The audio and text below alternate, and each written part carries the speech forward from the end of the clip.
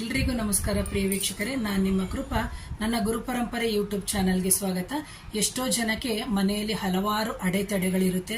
ಒಂದು ವಿವಾಹ ಆಗಿರ್ಬೋದು, ಒಂದು ಸಂತಾನ ಆಗಿರ್ಬೋದು, ಉದ್ಯೋಗದಲ್ಲಿ ಪ್ರಗತಿ ಆಗದೇ ಇರ್ಬೋದು, ಅಥವಾ ಒಂದು ಪ್ರಮೋಷನ್ ಆಗಿರ್ಬೋದು, ಅಥವಾ ಅನಾರೋಗ್ಯದ ಸಮಸ್ಯೆಗಳಾಗಿರ್ಬೋದು, ಅಥವಾ ಮಕ್ಕಳಿಗೆ ವಿದ್ಯಾಭ್ಯಾಸದ ಸಮಸ್ಯೆಗಳಾಗಿರ್ಬೋದು. ಹಲವಾರು ಮನುಷ್ಯ ಅಂತ ಹೇಳಿದಾಗ ಭೌತಿಕ ಜೀವನದಲ್ಲಿ ಇರೋದ್ರಿಂದ ಹಲವಾರು ಸಮಸ್ಯೆಗಳು ಬರುತ್ತೆ. ನಾವು ಇತ್ತೀಚಿನ ದಿನಗಳಲ್ಲಿ ಏನ್ ಮಾಡಿದೀವಿ ಅಂದ್ರೆ, ನಮ್ಮ ಕುಲದೇವರಿಗೆ ಹೋಗಲ್ಲ. ಒಂದು ಎರಡನೇದಾಗಿ ಕುಲದೇವರನ್ನೇ ಮರ್ತೇ ಬಿಟ್ಟಿರ್ತೀವಿ. ಅಂತಹ ಸಂದರ್ಭದಲ್ಲಿ ನಾವು ಆಷಾಢ ಮಾಸ ಆರಂಭ ಆಗುವಾಗ ಅಥವಾ ಪ್ರತಿ ಶುಕ್ರವಾರಗಳಲ್ಲೂ ನಾವು ನಮ್ಮ ಕುಲದೇವರನ್ನು ಯಾವ ರೀತಿ ಮೊರೆ ಹೋಗಿ ಈ ಪರಿಹಾರವನ್ನ ಮಾಡ್ಕೋಬೇಕು ಅಂತ ಹೇಳ್ತಾ ಹೋಗ್ತೀನಿ ಪ್ರಿಯ ವೀಕ್ಷಕರೇ. ದಯಮಾಡಿ ಸ್ವಲ್ಪ ಅರ್ಥ ಮಾಡ್ಕೋಬೇಕು. ಮೊದಲನೇದಾಗಿ ಸಣ್ಣ ಪುಟ್ಟದಕ್ಕೆಲ್ಲ ಫೋನ್ ಮಾಡಿ ಮೇಡಮ್ ಅದು ಹೇಗೆ ಇದು ಹೇಗೆ ಅಂತ ಕೇಳಲೇಬೇಡಿ. ಯಾಕಂದ್ರೆ ಪ್ರತಿಯೊಂದು ಕಾನ್ಸೆಪ್ಟ್ ನಾನು ಕ್ಲಿಯರ್ ಆಗಿ ಕೊಟ್ಟಿರ್ತೀನಿ. ವಾರ ಮೆನ್ಷನ್ ಮಾಡ್ಬೇಕಾದ್ರೆ ವಾರ ಮೆನ್ಷನ್ ಮಾಡ್ತೀನಿ. ಅಮಾವಾಸ್ಯೆ ಹುಣ್ಣಿಮೆ ಅಂತಂದ್ರೆ ಅಮಾವಾಸ್ಯೆ ಹುಣ್ಣಿಮೆನ ಮೆನ್ಷನ್ ಮಾಡಿರ್ತೀನಿ. ತಿಥಿ ಮಾಡ್ಬೇಕಿದ್ರೆ ತಿಥಿನ ಮಾಡಿ ಹೇಳಿರ್ತೀನಿ. ಇಲ್ಲದಿದ್ರೆ ನೀವು ಜನರಲ್ ಆಗಿ ಯಾವ ದಿನವೂ ಬೇಕಾದ್ರೂ ನೀವು ಮಾಡ್ಬೋದು. ಇದು ಸ್ಪೆಸಿಫಿಕ್ ಆಗಿ ಹೇಳ್ತಾ ಇದ್ದೀನಿ. ಆಷಾಢ ಮಾಸದ ಶುಕ್ರವಾರ, ಈಗ ನೆಕ್ಸ್ಟ್ ಮಂತ್ ಅಂದ್ರೆ ಜುಲೈ 6 ನಂತರ ಆಷಾಢ ಮಾಸ ಶುರುವಾಗುತ್ತೆ. ಸೊ ಇದೆಲ್ಲ ಕೊಡ್ತಾ ಇರೋ ಟಿಪ್ಸ್ ಬಂದು ಆಷಾಢ ಮಾಸದಲ್ಲಿ ನಿಮ್ಮ ಕುಲದೇವರ ಮೊರೆ ಹೋಗಿ ಯಾವ ರೀತಿ ನಮ್ಮ ಜೀವನದಲ್ಲಿ ಆಗುವಂತ ಹಲವಾರು ಸಮಸ್ಯೆಗಳಿರುತ್ತೆ ಮನುಷ್ಯ ಅಂದಾಗ, ಅಂತದ್ನ ನೀವು ಪರಿಹಾರ ಮಾಡಿಕೊಳ್ಳುವಂತಹ ಕ್ರಮ ಅಂತ ಹೇಳ್ಬಿಟ್ಟು. ಸೊ ನೋಡಿ, ಇಲ್ಲಿ ಮೊದಲಿಗೆ ಬಂದು ನಾವು ತಗೋಬೇಕಾಗಿರುವಂತದ್ದು ಒಂದು ಸಣ್ಣದಾಗಿರುವಂತಹ ಒಂದು ಹಿತ್ತಾಳೆ ತಟ್ಟೆ ಆದ್ರೂ ತಗೋಬಹುದು, ಅಥವಾ ಬೆಳ್ಳಿ ತಟ್ಟೆ ಆದ್ರೂ ತಗೋಬಹುದು, ಅಥವಾ ಸ್ಟೀಲ್ ತಟ್ಟೆ ಆದ್ರೂ ತಗೋಬಹುದು, ಅಥವಾ ಮಣ್ಣಿನ ತಟ್ಟೆ ಅಂತ ನಾವ್ ಏನ್ ಹೇಳ್ತೀವೋ ಆ ಮಣ್ಣಿನ ತಟ್ಟೆಯನ್ನು ಸಮೇತ ನೀವು ತಗೋಬಹುದು ಪ್ರಿಯ ವೀಕ್ಷಕರೇ.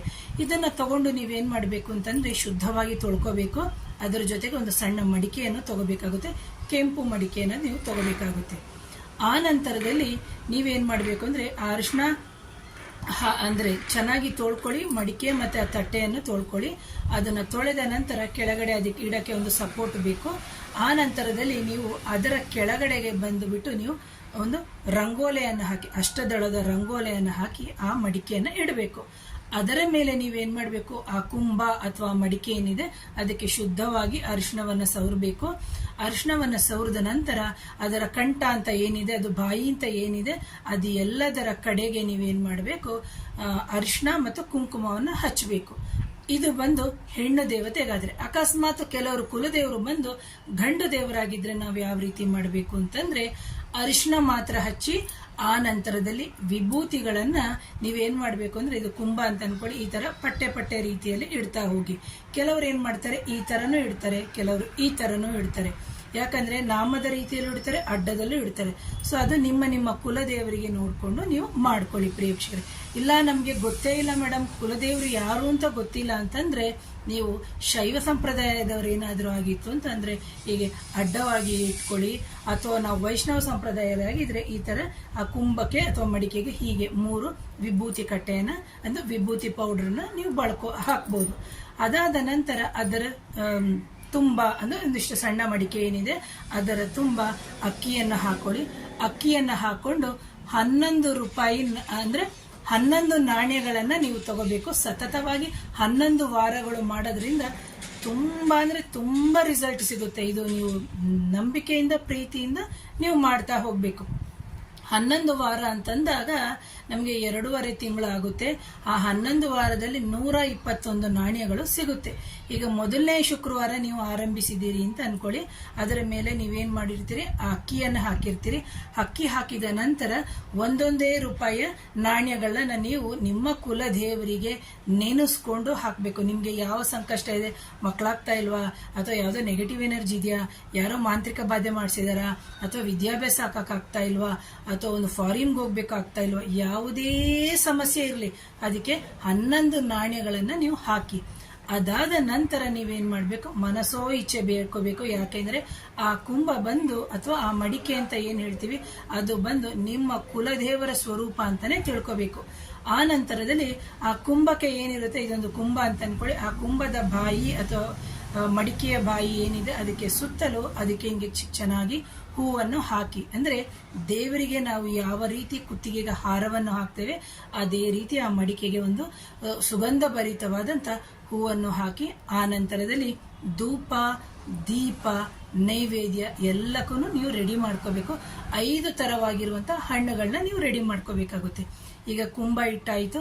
ಅದಾದ ನಂತರ ನೀವು ಅದರ ಮೇಲೆಗೆ ಏನ್ ಮಾಡಬೇಕು ಅಂತಂದ್ರೆ ಬೆಳ್ಳಿ ತಟ್ಟೆ ಆದ್ರೂ ತಗೊಳ್ಳಿ, ಅಥವಾ ಹಿತ್ತಾಳೆ ತಟ್ಟೆನಾದ್ರೂ ತಗೊಳ್ಳಿ, ಅಥವಾ ಮಡಿಕೆ ಉಪಯೋಗಿಸೋರು ಮಡಿಕೆಗೆನೆ ತಗೊಳ್ಳಿ. ನಾನು ಜಾಸ್ತಿ ಮಣ್ಣಿನ ಇದಕ್ಕೆ ತುಂಬಾ ಆದ್ಯತೆಯನ್ನು ಕೊಡ್ತೀನಿ. ಹಾಗಾಗಿ ಅದರ ಮೇಲೆ ನೀವೇನ್ ಮಾಡಬೇಕು, ಒಂದು ಮಣ್ಣಿನ ಹಣತೆಯನ್ನು ಇಡಬೇಕು. ಆ ಮಣ್ಣಿನ ಹಣತೆ ಬಂದು 2 ತಿರಿಲೇ ಇರಬೇಕು. ಸಾಧ್ಯ ಆದವರು ತುಪ್ಪದ ದೀಪವನ್ನು ಹಚ್ಚಬಹುದು, ಸಾಧ್ಯ ಆಗಿಲ್ಲದವರು ಎಳ್ಳೆಣ್ಣೆ ದೀಪವನ್ನು ಹಚ್ಚಬಹುದು. ಇಲ್ಲದಿದ್ರೆ ಆದಷ್ಟು ಬೇಗ ನಮ್ಮ ಕೋರಿಕೆಗಳು ಈಡೇರಬೇಕು ಅಂತಂದ್ರೆ ನೀವು ಕೊಬ್ಬರಿ ಎಣ್ಣೆ ದೀಪ ಜೊತೆಗೆ ತುಪ್ಪದ ದೀಪವನ್ನೇ ನೀವು ಹಚ್ಚಬೇಕು. ಎಲ್ಲ ನೀವು ಮಾಡಿದಿರಿ, ಅದನ್ನ ಗಂಧದ ಕಡ್ಡಿ ಹಚ್ಚಿದಿರಿ, ಅದಾದ ನಂತರ ಧೂಪ ಹಾಕಿದಿರಿ, ದೀಪ ಹಚ್ಚಿದಿರಿ, ನೈವೇದ್ಯ ಸಮೇತವನ್ನು ನಿಮ್ಮ ಕುಲದೇವರಿಗೆ ನೆನೆಸ್ಕೊಂಡು ಮಾಡಿದಿರಿ. ಅದಾದ ನಂತರ ನೀವೇನ್ ಮಾಡಬೇಕಾಗುತ್ತೆ ಅಂತಂದ್ರೆ ದೀಪ ಶುಕ್ರವಾರ ಹಿಂಗೆ ಉರಿತಾ ಇದೆ, ಯಾವುದೇ ಕಾರಣಕ್ಕೂ ನೀವಾಗಿ ಕೆಡ್ಸಕ್ ಹೋಗ್ಬೇಡಿ, ಅದು ತಾನಾಗೆ ಕೆಟ್ಟೋಗ್ಲಿ. ನೆಕ್ಸ್ಟ್ ಡೇ ಶನಿವಾರಕ್ಕೆ ನೀವು ತೆಗೆದ್ಬಿಟ್ಟು ಏನ್ ಮಾಡಬೇಕು ಅಂತಂದ್ರೆ ಆ ಕುಂಭವನ್ನ ತೆಗೆದ್ಬಿಟ್ಟು ಏನ್ ಮಾಡಬೇಕು ಅಂತಂದ್ರೆ ಅದರಲ್ಲಿರುವಂತಹ 11 ನಾಣ್ಯಗಳು ಅಂತ ಏನಿದೆ ಆ ನಾಣ್ಯವನ್ನ ತೆಗೆದು ಹಳದಿ ಕಲರ್ ಬಣ್ಣದ ಬಟ್ಟೆ ಅಂತ ನಾವೇನ್ ಹೇಳ್ತೀವಿ, ಆ ಹಳದಿ ಕಲರ್ ಬಣ್ಣದ ಬಟ್ಟೆಯಲ್ಲಿ 11 ನಾಣ್ಯಗಳನ್ನ ಕಟ್ಟಿಡಿ. ಅದಾದ ನಂತರ ಆ ನಾಣ್ಯಗಳನ್ನ ಬಟ್ಟೆಯನ್ನ ತೆಗೆದು ನಿಮ್ಮ ಕುಲದೇವರ ಅಥವಾ ನಿಮ್ಮ ದೇವತಾ ಕೋಣೆಯಲ್ಲೇ ಇಡಿ. ಅದಾದ ನಂತರ ಮುಂದಿನ ಶುಕ್ರವಾರ ನೀವು ಏನು ಮಡಿಕೆಗೆ ಅಕ್ಕಿ ಹಾಕಿದಿರಿ ಆ ಅಕ್ಕಿಯನ್ನ ನೀವು ಸಿಹಿಯಾದ್ರೂ ಮಾಡ್ಕೋಬಹುದು ಅಥವಾ ಅನ್ನನಾದ್ರೂ ಮಾಡ್ಕೋಬಹುದು, ನೀವು ಅದನ್ನ ಬಳಸ್ಕೋಬಹುದು. ಇದನ್ನ ಹೊರಗಡೆ ಅವರಿಗೆ ಕೊಡೋಂಗಿಲ್ಲ, ನೀವು ಓನ್ಲಿ ಮನೆಯವರು ಯಾರಿರ್ತೀರಿ ಅವ್ರು ಮಾತ್ರ ಯೂಸ್ ಮಾಡಬೇಕು. ಆ ನಂತರದಲ್ಲಿ ನೀವೇನ್ ಮಾಡಬೇಕು ಅಂದ್ರೆ ಸತತವಾಗಿ ಸೇಮ್ 11 ಫ್ರೈಡೇಸ್ ಅಂತ ನಾನು ಏನ್ ಹೇಳಿದೆ 11 ಶುಕ್ರವಾರನು ಇದೇ ರೀತಿ ಮಾಡ್ತಾ ಹೋಗ್ಬೋದು. ಕಂಟಿನ್ಯೂಸ್ ಆಗಿ ಇಡಬೇಕಾ? ಖಂಡಿತ ಇದರ ಅವಶ್ಯಕತೆ ಇಲ್ಲ. 11 ಶುಕ್ರವಾರಗಳು ಮಾಡಿ. ನಿಮಗೆ ಆಗುವಂತಹ ತೊಂದರೆಗಳು ಖಂಡಿತವಾಗ್ಲೂ 11 ಶುಕ್ರವಾರದಲ್ಲಿ ಆಗೇ ಆಗುತ್ತೆ. ಇದೆಲ್ಲಾನು ನಿಜ. ಇದೆಲ್ಲ ಆಗ್ಬಿಡ್ತದ ಆಗಲ್ವಾ ಅಂತ ಡೌಟ್ ಇಂದ ಮಾಡ್ಲೇಬೇಡಿ. ಈಗ ಎಕ್ಸಾಂಪಲ್ಸ್, ಯಾವುದೊಂದು ಡಾಕ್ಟರ್ ಒಂದು ಮೆಡಿಸಿನ್ ಹುಷಾರಿಲ್ಲ ಅಂತ ಹೋಗಿ ಒಂದು ಡಾಕ್ಟರ್ ಹಾಸ್ಪಿಟ್ಲಿಗೆ ಹೋಗಿರ್ತಾರೆ, ಅವರೊಂದು ಪ್ರಿಸ್ಕ್ರಿಪ್ಷನ್ ಕೊಟ್ಟಿರ್ತಾರೆ. ಇದನ್ನ ನಾವು ತಗೊಂಡು ಹೋಗ್ಬಿಟ್ಟು ಮೆಡಿಕಲ್ ಶಾಪ್ ಅಲ್ಲಿ ಈ ಮೆಡಿಸಿನ್ ತಗೊಂಡ್ರೆ ಕಮ್ಮಿ ಆಗುತ್ತಾ ಕಮ್ಮಿ ಆಗಲ್ವಾ ಅಂತ ಅವ್ನು ಕೇಳಿದ್ರೆ ಏನಂತಾನೆ, ಡಾಕ್ಟರ್ ಬರ್ಕೊಟ್ಟಿದ್ದಾರೆ ನಂಬಿಕೆಯಿಂದ ತಗೊಳ್ಳಿಯಮ್ಮ ಅಂತ ಹೇಳಲ್ವಾ? ಅದೇ ತರನೇ ನಾನು ಹೇಳುವಂತಹ ಪರಿಹಾರವನ್ನು ಶ್ರದ್ಧಾ ಭಕ್ತಿಯಿಂದ ಇಟ್ಕೊಂಡು ಕೇಳಿ ಮಾಡಿದ್ರೆ ಖಂಡಿತವಾಗ್ಲೂ ಒಳ್ಳೇದಾಗುತ್ತೆ. ಆ ನಂತರದಲ್ಲಿ ನೀವೇನ್ ಮಾಡ್ಬೇಕು, 5 ರೀತಿಯ ಫಲಗಳನ್ನ ನೀವು ಏನು ದೇವರಿಗೆ ನೈವೇದ್ಯ ಮಾಡಿರ್ತೀರಿ, 5 ರೀತಿಯ ಫಲಗಳನ್ನ ನೀವು ನಿಮ್ಮ ಮನೆಯವರು ಅಥವಾ ನಿಮ್ಮ ಮಕ್ಕಳು, ಗಂಡ, ಅಜ್ಜಿ, ತಾತ ಅವರೆಲ್ಲ ಇತ್ತು ಅಂದ್ರೆ ನೀವು ಆ ಫಲಗಳನ್ನ ಭಕ್ಷ್ಯ ಅಂದ್ರೆ ನೀವು ನೈವೇದ್ಯ ಆದ್ಮೇಲೆ ನೀವು ತಿನ್ಬೇಕು. ಇತರರಿಗೆ ನೀವು ಕೊಡೋದು ಬೇಡ. ಆ ನಂತರ ಏನ್ ಮಾಡ್ಬೇಕು ಅಂತಂದ್ರೆ ನೀವು ಆ ತಟ್ಟೆ ಏನಿದೆ ಅಥವಾ ಕುಂಭ ಏನಿದೆ ಅದನ್ನ ಪ್ರತ್ಯೇಕವಾಗಿ ಇಡಿ. ಇದಾದ ನಂತರ 11 ವಾರಗಳು ಆದ ನಂತರ ನಿಮಗೆ ಮತ್ತೆ ಇನ್ನೊಂದು ಯಾವುದೋ ಕಷ್ಟ ಇದೆ ಅಂತಂದಾಗ ಸತತವಾಗಿ ಮುಂದುವರಿಸಿ. ಸಾಧ್ಯ ಆದ್ರೆ ಈ 11 ನಾಣ್ಯಗಳು ಏನು ಕಟ್ಟಿಟ್ಟಿರ್ತೀರಿ ಎವ್ರಿ ಫ್ರೈಡೇಸು ಆ ನಾಣ್ಯಗಳನ್ನ ಬದಲಾವಣೆ ಮಾಡ್ತಾ ಹೋಗ್ಬೇಕು. ಹಳದಿ ಬಟ್ಟೆಯಲ್ಲಿ ಕಟ್ಟಿರ್ತೀರಿ, ಎಗೇನ್ ನೆಕ್ಸ್ಟ್ ಫ್ರೈಡೆ ಬಂದು ಇನ್ನೊಂದು 11 ನಾಣ್ಯಗಳನ್ನ ತಗೋಬೇಕು. ಇದು ಬಂದು ನಿಮ್ಮ ಕುಲದೇವರ ದೇವಸ್ಥಾನಕ್ಕೆ ಹುಂಡಿಗಾದ್ರೂ ಹಾಕ್ಬೋದು, ಅಥವಾ ಅದ್ರ ಜೊತೆಗೆ 121 ರೂಪಾಯಿ ಜೊತೆಗೆ ಇನ್ನೂ ಸೇರಿಸ್ಬಿಟ್ಟು ಆ ದೇವಸ್ಥಾನದಲ್ಲಿ ಯಾರಿರ್ತಾರೆ ಅವ್ರಿಗೆ ಕೇಳ್ಬೋದು, ಏನ್ ದೇವಸ್ಥಾನಕ್ಕೆ ಒಂದು ಲೈಟ್ ಬೇಕಾ, ಒಂದು ಚೇರ್ ಬೇಕಾ, ಅಥವಾ ಒಂದು ಹೂವಿನ ಗಿಡ ಕೊಡ್ಬೇಕಾ, ಅಥವಾ ಅನ್ನದಾನಕ್ಕೆ ಕೊಡ್ಬೇಕಾ, ಅಥವಾ ಹಾಲು ಯಾವುದಕ್ಕಾದ್ರೂ ಒಂದು ಸಹಾಯವನ್ನ ನೀವು ಮಾಡಬಹುದು ಅಥವಾ ಮಾಡ್ತೀನಿ ಅಂತಾನೆ ಅನ್ಕೊಳ್ಳಿ.